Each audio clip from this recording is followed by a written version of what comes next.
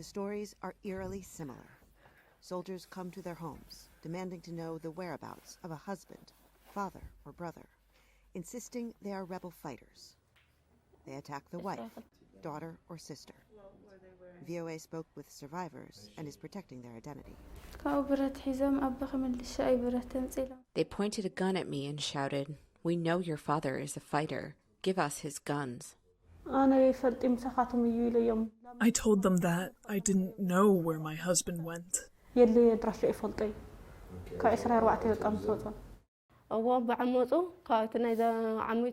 threw my baby girl on a mat, and the three took turns raping me. My baby cried the whole time. Hospital administrators in Tigray say because of the ongoing war, it is often too late for rape survivors to get help to prevent pregnancy or disease. The women are also gravely wounded, both physically and mentally. But when you see, especially women who've been raped by many men, and when you see them, and before you talk to them, they have to be carried out of their room. They can't walk.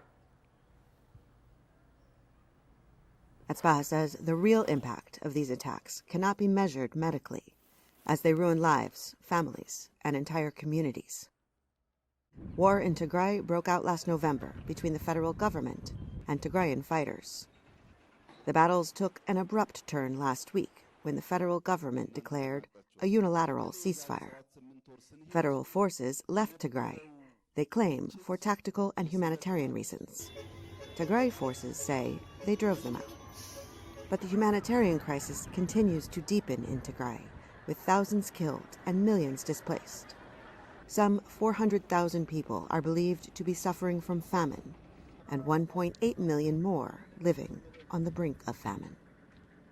Activists say widespread sexual violence against Tigrayan women is integral to the conflict that is still ongoing.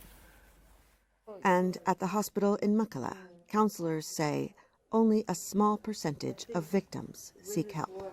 One survivor says over 20 survivors are raped at the time, but they can't come to this.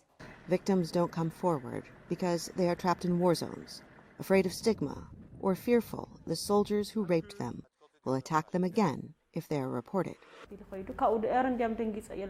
One of the soldiers came in the room and raped me. I was bleeding the whole time, but after he left, I didn't tell my family. I kept it to myself as a secret.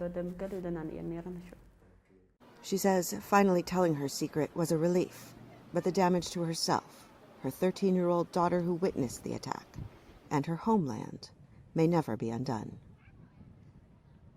Heather Murdoch, VOA News, Mekelle, Ethiopia.